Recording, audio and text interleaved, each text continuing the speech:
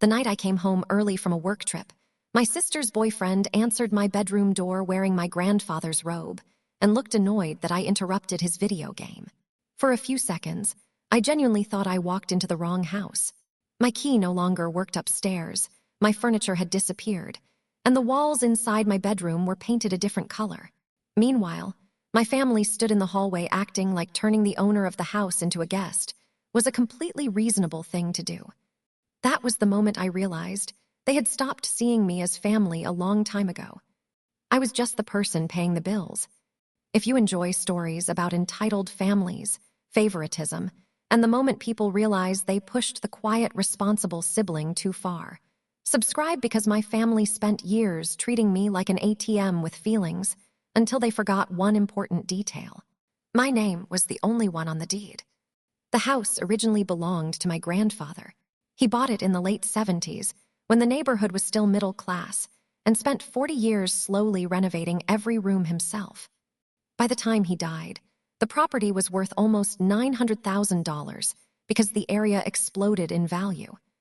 Everyone expected my mother to inherit it automatically. Instead, my grandfather left the house to me. That decision caused tension immediately. My mother never openly challenged the will because legally she could not, but she spent years making passive comments about how family homes should stay with parents first and children second. My grandfather ignored all of it. Before he died, he told me directly that I was the only person in the family he trusted financially. At the time, I thought he was being dramatic. Later, I realized he was warning me. I inherited the house at 29, but I never forced my parents out. I worked pharmaceutical sales and traveled constantly, so most weeks I was only home a few nights anyway. We made a simple arrangement. I handled the mortgage balance left on the renovation loan, the taxes, insurance, and major repairs. My parents continued living there and handled day-to-day maintenance. At least that was the agreement in the beginning. Then my younger sister, Rachel, moved back home after another breakup. Rachel had a talent for turning temporary situations into permanent ones. Temporary unemployment lasted almost a year. Temporary financial problems somehow always became someone else's responsibility. Every crisis in her life came with emotional explanations about anxiety, stress, or people treating her unfairly. My mother defended her constantly. Meanwhile, I became the dependable daughter by default because I paid bills quietly and solved problems without needing attention. Things got worse after Rachel started dating Tyler. Tyler was 28, unemployed, loud, and somehow permanently exhausted despite never doing anything productive. He bounced between business ideas every few months, but never committed long enough for any of them to fail properly. Most days, he sat in the living room playing video games while talking about future opportunities like ambition alone counted as work. My father disliked him immediately, but he hated conflict even more, which meant every argument ended the same way. My mother defended Tyler, Rachel cried, and my father begged everyone to calm down until the problem got ignored again. At first, Tyler only stayed over occasionally, then occasionally became most nights. Eventually, he practically lived there full-time while contributing absolutely nothing financially. I tried ignoring it because I was rarely home anyway, but every time I came back from work trips, something else inside the house changed. My office became Rachel's storage room because she needed space for her online boutique idea. The garage filled with Tyler's unused workout equipment. The utility bills increased while nobody offered helping with costs. Then one evening, I came home early from a conference after a client dinner got canceled unexpectedly. That was when I walked upstairs and realized my key no longer worked on my bedroom door. At first, I thought the lock was jammed. Then I heard laughter from inside the room. A few seconds later, the door opened and Tyler stood there shirtless holding a game controller, like he belonged there more than I did. The second I looked past him, I knew this was not temporary. My furniture was gone. My clothes were boxed up. The walls had been repainted dark gray. Even the framed photographs of my grandfather had disappeared. I just stood there staring because nobody warned me beforehand. Nobody even asked permission. They simply decided the owner of the house no longer needed her own bedroom. Rachel walked upstairs, smiling nervously, and immediately started explaining. According to her, Tyler practically lived there already. My room was larger, and since I traveled constantly anyway, they assumed I would not mind switching to the smaller guest room downstairs. My mother stepped into the hallway before I could answer, and calmly said families compromise for each other. I still remember how normal she sounded saying that, like I was being unreasonable for not wanting a jobless man sleeping in my bedroom inside the house I paid for. Then my father came upstairs looking uncomfortable, but instead of stopping the situation, he started talking about keeping peace and avoiding unnecessary drama. That sentence told me everything. Nobody in that house viewed me as the owner anymore. They viewed me as the responsible daughter who would continue tolerating anything as long as everyone else stayed comfortable. Then Tyler made the mistake that changed everything. He leaned against my doorway, looked directly at me, and asked why I cared so much when I was barely home anyway. Standing there watching him wear my grandfather's robe inside my bedroom while my family defended him, I finally understood something that should have been obvious years earlier. I was not sacrificing for family anymore. I was funding people who no longer respected me at all. I did not scream that night. That was what confused my family most. They expected anger, crying, or some huge emotional confrontation they could dismiss later as me overreacting. Instead, I just stood there quietly looking around my own bedroom while Tyler casually walked back inside and sat on my bed like none of this was insane. Then I picked up one of the boxes containing my clothes and carried it downstairs myself. Nobody followed me at first. That silence told me everything. They already normalized the situation in their heads long before I came home, unexpectedly. They genuinely believed I would complain for a while, calm down, and eventually accept it the same way I accepted every other boundary they slowly pushed over the years. I carried the box into the downstairs guest room and immediately understood why they moved me there. The room barely fit a bed and dresser together. Half the closet was filled with Rachel's old storage bins, and the bathroom light flickered every few seconds because my father never fixed the wiring properly. Meanwhile, upstairs, Tyler slept in the largest bedroom in the house. My bedroom.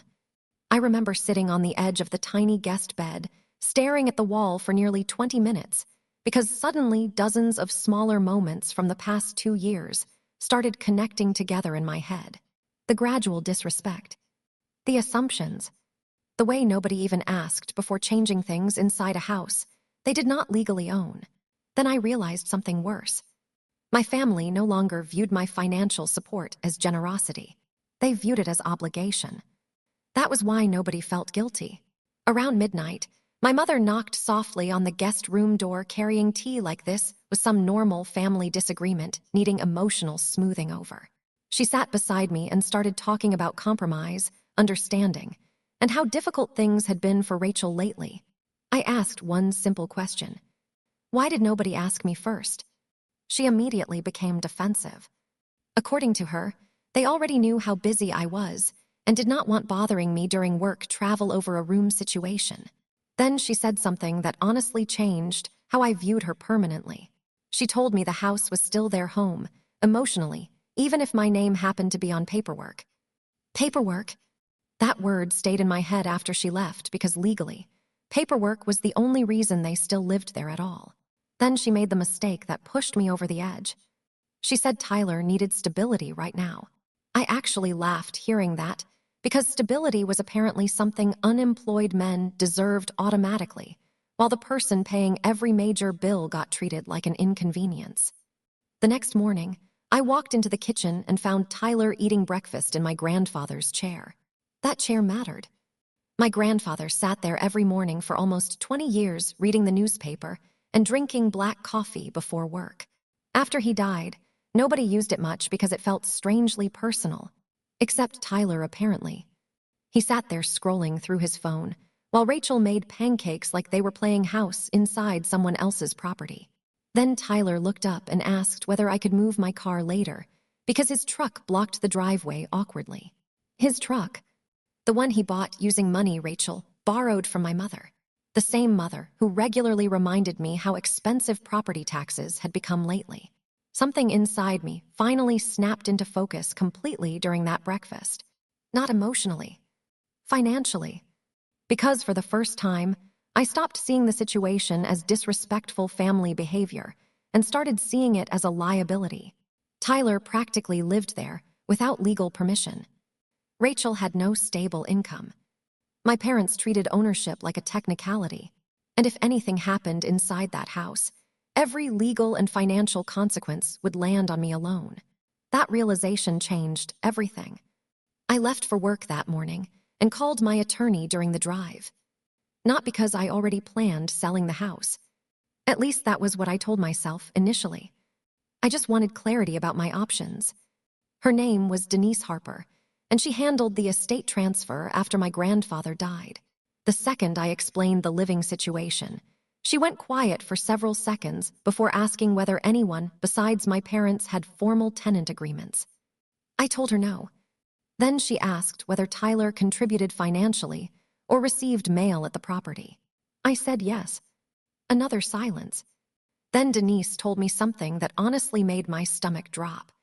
If Tyler established residency without formal agreements, removing him later could become legally messy depending on how long the situation continued. Worse, if Rachel or Tyler caused property damage, hosted guests, or created liability issues, everything legally traced back to me as the homeowner. Suddenly, the situation looked much uglier than family disrespect. It looked dangerous. That afternoon, while sitting in a hotel parking lot before a client meeting, I opened the house expense spreadsheet I kept for tax records. And for the first time, I calculated exactly how much money I spent supporting everyone there. Mortgage balance payments, insurance, repairs, utilities, property taxes, renovation costs. Over 3 years, I spent nearly $200,000 maintaining a house where I no longer even had my own bedroom. I just stared at the number for several minutes. Then another realization hit me immediately afterward. Not one person in that house believed I would ever stop. That was the real problem. They thought I would complain. They thought I would argue. But deep down, they were completely certain I would keep paying no matter how badly they treated me, because I always had before. And honestly, they probably would have been right if Tyler had not taken my room. That was the one thing arrogant people never understand. Sometimes the final straw looks small from the outside, until it costs them everything. I did not argue that night. That was the part that confused my family most. They expected me to yell, cry, or create some dramatic scene they could later blame on stress or overreaction.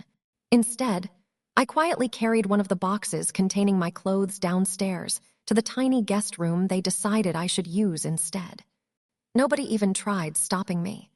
That silence bothered me more than the bedroom itself, because it made me realize they already normalized the situation long before I came home unexpectedly.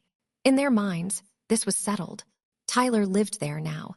Rachel wanted the bigger room, and I traveled enough that my opinion no longer mattered. The guest room downstairs barely fit a bed and dresser together.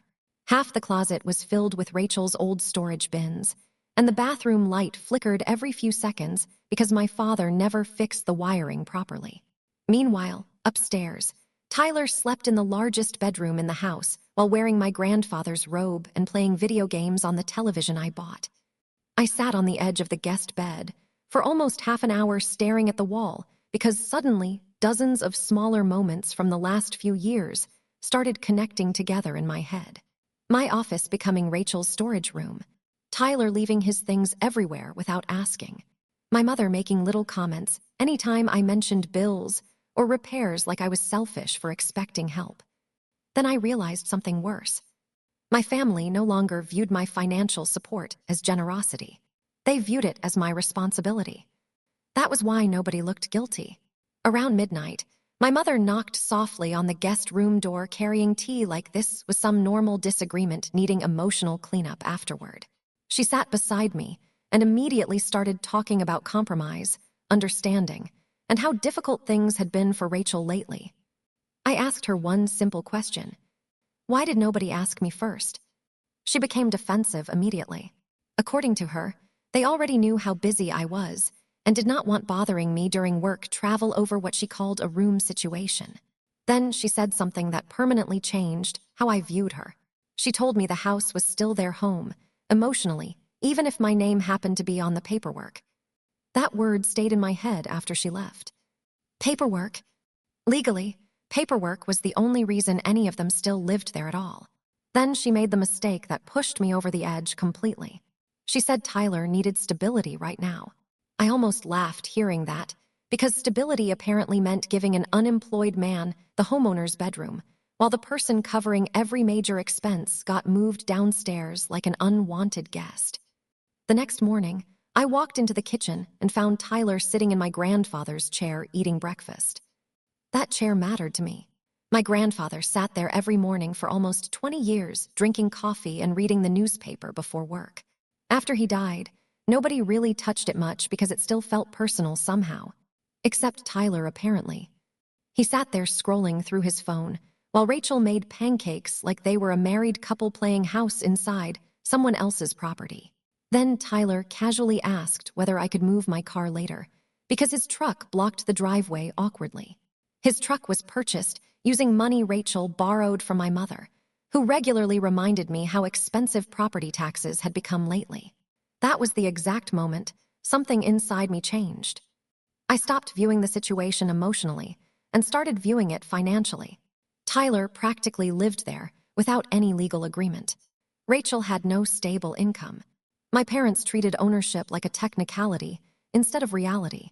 If anything happened inside that house, every legal and financial consequence would land on me because my name was the only one attached to the property. That realization followed me the entire drive to work. Before my first client meeting that day, I called Denise Harper, the attorney who handled my grandfather's estate after he died. At first, I only wanted advice about protecting myself legally if Tyler kept staying there long term. The conversation became much more serious very quickly. Denise asked whether Tyler received mail at the house, whether he contributed financially in any way, and how long he had effectively been living there. The more questions she asked, the worse I felt. Then she explained something I had not even considered. If Tyler established residency without formal agreements, removing him later could become legally complicated depending on how long the situation continued. Worse, if Rachel or Tyler caused property damage, hosted problematic guests, or created liability issues, everything would legally trace back to me as the homeowner. Suddenly, this was no longer about disrespect. It was about risk. That afternoon, while sitting in my car before another meeting, I opened the spreadsheet where I tracked house expenses for tax purposes. Mortgage payments, insurance, repairs, utilities, property taxes, renovation costs, landscaping, appliance replacements, and emergency plumbing work added up to nearly $200,000 over 3 years. I just stared at the total for several minutes. Not one person living in that house contributed meaningfully to any of it. Then another realization hit me immediately afterward. Nobody there believed I would ever stop paying. That was the real problem. They thought I would complain for a while and eventually calm down, because I always had before. Deep down, they were completely certain I would continue supporting everyone no matter how disrespectful things became, because being responsible was the role they assigned me years ago. And honestly, they probably would have been right if Tyler had not taken my bedroom. That was the mistake. People like my family never notice boundaries until they cross the one that finally has consequences attached to it. For the next few days, I said nothing. That alone completely changed the atmosphere inside the house. My family was used to arguing with me, defending themselves, and eventually waiting for me to calm down and continue fixing everything like always. Silence made them nervous, because silence meant they no longer understood what I was thinking.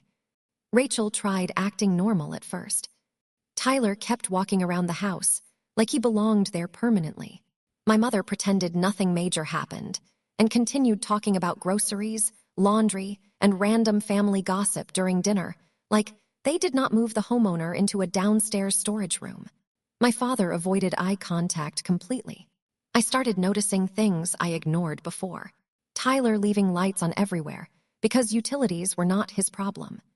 Rachel ordering expensive skincare packages, while complaining about being financially stressed. My mother making comments about rising house costs, while cooking in a kitchen renovated entirely with my money. Once you stop emotionally protecting people, their behavior starts looking very different. About a week later, I came home from work and found Tyler sitting in my office downstairs. Or what used to be my office before Rachel turned half of it into storage. He was using my work computer. That pushed me from angry into genuinely shocked because my laptop contained client information, financial reports, contracts, and sales records tied to my company. I asked him what he was doing, and he casually explained he needed to print something because his gaming laptop was slow. Then he actually looked annoyed that I interrupted him. I told him very clearly never to touch my work equipment again. Rachel immediately jumped into the argument defending him. According to her, I was acting territorial over a house that was supposed to feel like home for everyone. Then my mother joined in and said I needed to stop making Tyler feel unwelcome constantly. Unwelcome? Inside my own house. That conversation finally killed the last bit of guilt I still had. The next morning, I called Denise again and asked her a direct question. What would happen if I sold the house?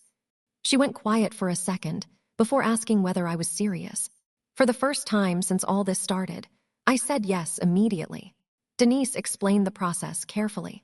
Since the property belonged entirely to me, legally I had every right to sell whenever I wanted. My parents had no ownership claim. Rachel had no ownership claim. Tyler definitely had no claim. The only complication involved residency timelines and proper notice requirements, depending on local housing laws.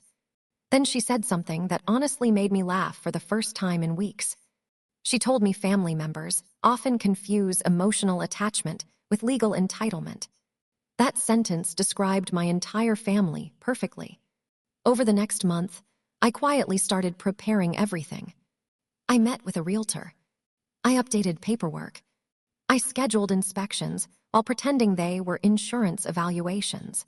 And during that entire time, my family remained completely unaware because none of them genuinely believed I would ever force consequences onto them.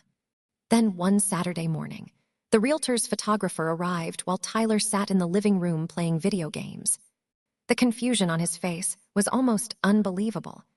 At first, he thought the photographer came for insurance purposes. Then he noticed the realtor walking through the house, measuring rooms, and discussing listing angles with me. Rachel came downstairs halfway through the tour looking completely lost.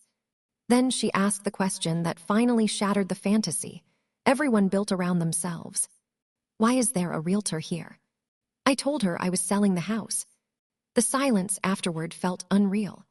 My mother actually laughed at first because she thought I was trying to scare them. Then she realized the photographer was taking actual listing photos, and her expression completely changed. Rachel immediately started crying. Tyler started arguing.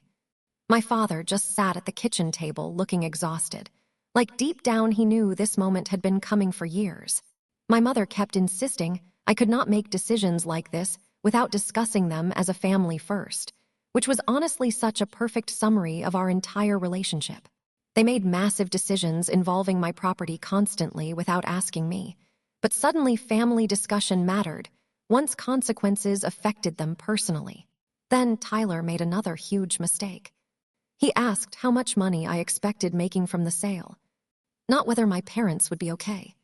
Not where everyone would live. Money. That question immediately exposed him. He still viewed the house as an asset, connected to his future somehow. I looked directly at him and asked whether he planned paying any of the mortgage, taxes, insurance, utilities, or repair costs over the last 3 years. He had no answer. Rachel accused me of destroying the family over a bedroom. That part almost made me laugh because people always minimize the final straw while ignoring the years of disrespect leading up to it. This was never about a bedroom. It was about spending years being treated like a financial resource instead of a person. The argument lasted almost 2 hours before I finally walked out and booked a hotel for the weekend. By Monday morning, the house listing was live online. And for the first time since inheriting the property, my family finally understood something very important. The house was never actually theirs. The next few days inside the house felt tense in a completely different way. Nobody argued much anymore because the reality of the sale finally settled in. Rachel stopped speaking to me except for passive-aggressive comments whenever we crossed paths in the kitchen.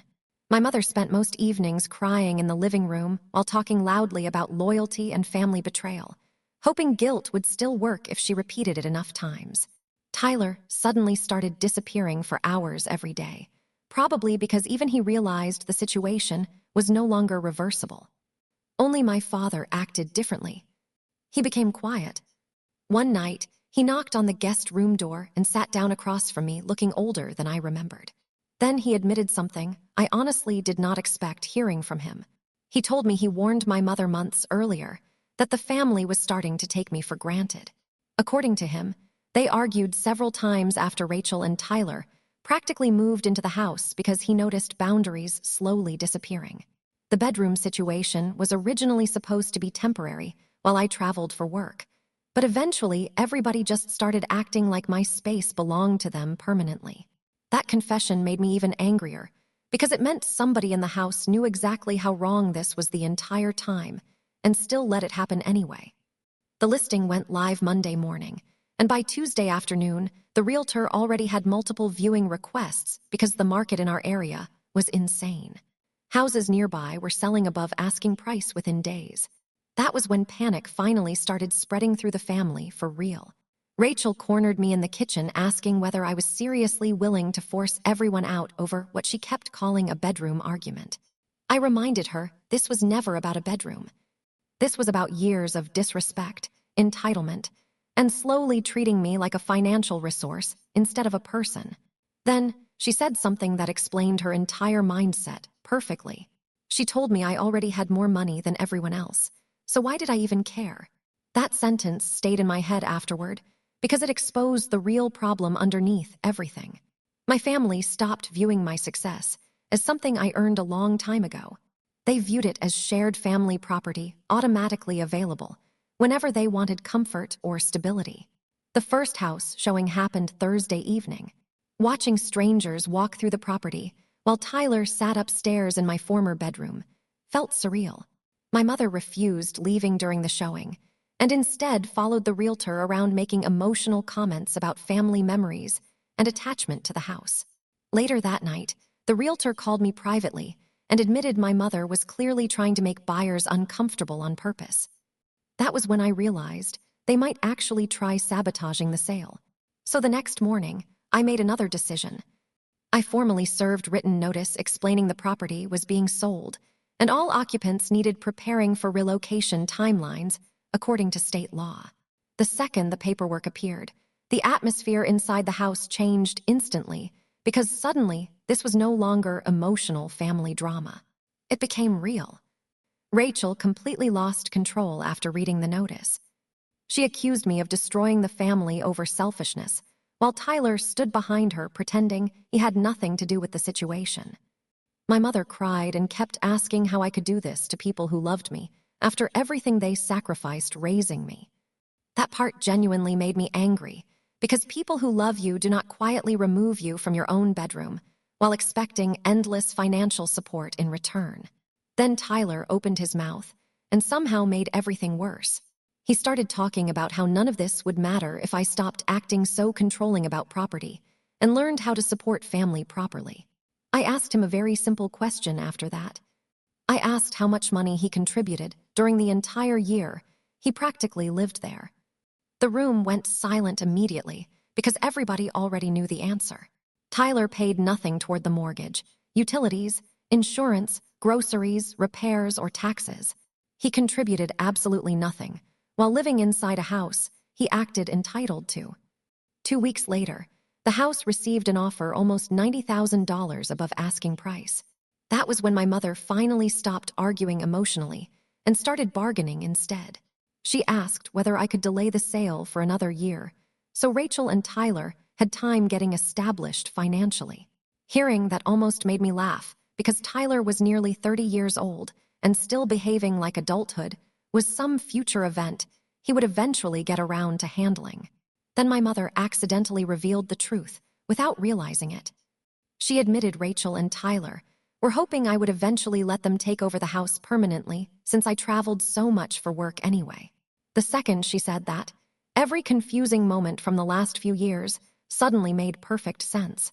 The bedroom, the assumptions, the way nobody asked permission before changing things. They genuinely believed I would continue paying for the property while slowly disappearing from it until ownership stopped mattering emotionally. And honestly, if I had not come home unexpectedly that night, they probably would have kept pushing boundaries until exactly that happened. The sale moved faster than anyone expected. 3 days after accepting the offer, the buyers scheduled inspections and finalized financing almost immediately because they were relocating from Chicago and wanted the property badly. The realtor kept calling me excited because bidding wars were still happening in our neighborhood, and apparently several backup offers were waiting if this deal failed. Meanwhile, the atmosphere inside the house became unbearable. Rachel stopped pretending this was temporary and started openly blaming me for ruining everyone's lives. Every conversation somehow became about stress, anxiety, or how unstable the housing market was. My mother spent entire evenings crying at the kitchen table while talking about memories connected to the house like emotional attachment somehow changed legal reality. Tyler became the worst part. Once he realized the sale was actually happening, he stopped acting confident and started acting angry instead. He complained constantly about how unfair life was and kept making comments about greedy people caring more about money than family. Hearing a man who contributed absolutely nothing lecture anyone about greed was honestly unbelievable. Then things got uglier. One evening, I came home from work and noticed muddy footprints all over the hardwood floors near the entryway. At first, I thought somebody forgot cleaning up after bringing groceries inside. Then I walked into the kitchen and realized several cabinet doors were hanging crooked, and one of the dining chairs had a cracked leg. Tyler and Rachel were fighting in the living room when I walked in. Apparently, Tyler punched the wall upstairs after another argument about money. That was the exact moment I stopped feeling guilty completely. Because suddenly, I realized something important. My grandfather did not leave me that house because he wanted me supporting everybody forever. He left it to me because he understood exactly what would happen once entitled. People started treating ownership like an emotional technicality. The inspection happened 2 days later, and Tyler nearly destroyed the entire sale. The buyers arrived with their agent around noon, while my mother sat in the kitchen pretending not to notice anyone. Rachel locked herself in her room dramatically, and Tyler decided to follow the buyers around making passive-aggressive comments about how difficult the neighbors were and how much work the property supposedly needed. At one point, he actually told them the plumbing upstairs had issues. It did not. The realtor called me outside afterward furious because Tyler was clearly trying to sabotage the deal intentionally. That conversation pushed me into making another decision. I told everybody they needed to be fully moved out within 30 days, regardless of whether the sale closed immediately or not. That started the biggest fight yet. Rachel screamed that I was acting heartless, while my mother cried about family being torn apart over property. Tyler kept pacing around the living room, talking about how no normal person would throw their parents out like this. Then my father finally snapped. It was the first time in years I saw him genuinely angry. He looked directly at Tyler and told him to shut up because none of this would be happening if he had acted like an adult instead of treating somebody else's home like a free apartment. The entire room went silent. Then my father said something that honestly shocked everyone there. He admitted he was embarrassed by how the family treated me for years. He said they all got too comfortable depending on me financially, while pretending my sacrifices were automatic. Then he looked directly at my mother and told her she spent so much time protecting Rachel from consequences that she stopped noticing how unfair everything became. My mother started crying harder after that, but for once, nobody rushed to comfort her. A week later, the buyers finalized everything and officially closed on the house. The morning the sold sign appeared in the front yard felt strangely peaceful. Rachel barely spoke to me anymore. Tyler disappeared completely after realizing he could no longer manipulate the situation. My mother wandered around the house, packing boxes slowly like she still hoped reality would somehow reverse itself. Only my father spoke honestly before moving out. The night before they left, he knocked on my door and apologized properly. Not vague, emotional guilt. A real apology. He admitted they stopped seeing boundaries because I made life easier for everyone. And over time, they started treating my support like something they deserved instead of something I chose to give. Then he told me my grandfather would probably be proud. I finally stopped letting people use me. That conversation stayed with me longer than the sale itself. After closing costs and taxes, I walked away with enough money to buy a luxury condo downtown outright and still invest a huge portion of the profit. For the first time in years, my finances, home, and peace all belonged entirely to me. Rachel moved into a tiny apartment with Tyler a few months later, and according to relatives, the relationship started falling apart almost immediately once they had to survive without other people funding their lifestyle. My parents downsized into a smaller townhouse outside the city. My father adjusted fine. My mother never really did. As for me, I stopped confusing responsibility with obligation. That was the real lesson underneath everything. Helping family is a choice. Being used by them is something completely different. A few months after the sale, my aunt invited me to a family barbecue I almost did not attend. Not because I was busy. Because I already knew exactly what the conversations would sound like. Some relatives thought I did the right thing. Others believed selling the house went too far no matter what happened beforehand. Family members love preaching forgiveness when they are not the ones being used financially. I almost skipped it completely. Then my father called the night before and quietly asked me to come. So I went. The second I arrived, I could feel the tension immediately. Conversations got quieter when I walked into the backyard. A few relatives suddenly became very interested in their drinks. Others looked at me with that uncomfortable expression people get when they know a story, but are unsure whose side they should publicly support. Rachel was already there with Tyler. And honestly, seeing them after months apart almost shocked me. They looked exhausted. Not dramatically ruined. Just worn down in the very predictable way adulthood hits people once nobody else absorbs consequences for them anymore. Tyler barely acknowledged me when I arrived. Rachel gave me a cold look and immediately turned away.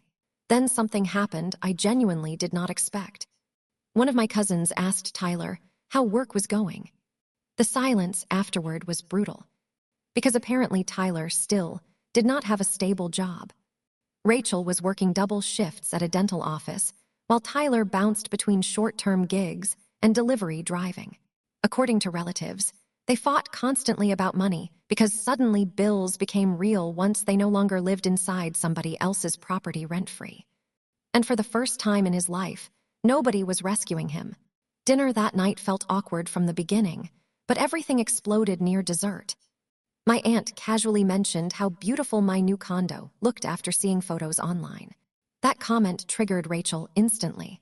She started making sarcastic remarks about how easy life becomes when you profit off family suffering. At first, I ignored it. Then Tyler joined in. He started talking about how people obsessed with money eventually end up alone because they value property more than relationships. Hearing that from a man who tried taking over my bedroom inside a house, he contributed nothing toward honestly pushed me past polite restraint. So for the first time since the sale, I said exactly what I actually thought. I told Tyler the problem was never money. The problem was entitlement. I reminded him he lived in somebody else's home for over a year without paying rent, utilities, repairs, taxes, or groceries, while still acting like he deserved ownership opinions. Then I looked at Rachel and asked whether either of them ever planned contributing anything before assuming the house would eventually become theirs, emotionally. The entire table went silent. Rachel immediately started crying while accusing me of humiliating her publicly. But this time, something was different. Nobody rushed to defend her. Not my father. Not my relatives. Not even my mother. Because deep down, everybody already knew I was telling the truth. Then my mother quietly admitted something that honestly surprised me. She said they became too comfortable depending on me. It was the first fully honest thing I heard from her in years. She admitted the family slowly started treating my success like shared property, instead of respecting the fact that I earned it myself. Then she looked at Rachel and said protecting someone from responsibility too long eventually damages them more than helping them. The second she said that, Rachel looked genuinely stunned because I do not think my mother had ever spoken to her that honestly before. Tyler left shortly afterward. Rachel followed him crying. And the weirdest part was that once they were gone, the tension at the barbecue almost disappeared immediately. Conversations became normal again. People relaxed. My father actually laughed for the first time all evening. That was when I realized something uncomfortable. My entire family spent years orbiting around Rachel and Tyler's instability, while expecting everyone else to adapt around it. A month later, my father came to visit my condo alone. We spent almost 3 hours talking honestly in a way we probably should have years earlier. He admitted he regretted staying quiet for so long because keeping peace inside the family eventually became more important to him than fairness. According to him, my mother spent years treating Rachel like she was fragile while treating me like I could survive anything. And over time, that imbalance became normal to everybody. Then he told me something that stayed with me afterward. He said responsible children usually get punished with more responsibility, while irresponsible ones get protected from consequences, until they become adults who cannot function without rescue. That sentence described my entire family perfectly. Eventually, Rachel and Tyler broke up after money problems kept getting worse. Tyler moved in with friends somewhere outside the city, and last I heard, he was still bouncing between jobs while talking about business ideas that never happened. My mother and I slowly rebuilt part of our relationship over time, but it was never the same after the house situation. Some things permanently change the way you see people once you realize how easily they justified using you. As for me, selling the house ended up being the best decision I ever made. Not because of the money, because it forced me to finally understand the difference between helping family and financing their disrespect. If you made it this far, I want to know what you think. Would you have sold the house too? Or do you think I went too far once my parents were involved? And have you ever dealt with family members slowly treating your success like it belonged to everybody except you? If you've lived through something similar, share your story in the comments because these family dynamics happen way more often than people admit openly. And if you enjoyed this story, make sure to like and subscribe because I post stories like this regularly. If you want to support the channel or help me keep making stories like these, you can always support through Buy Me a Coffee. The link is in the description and pinned comment.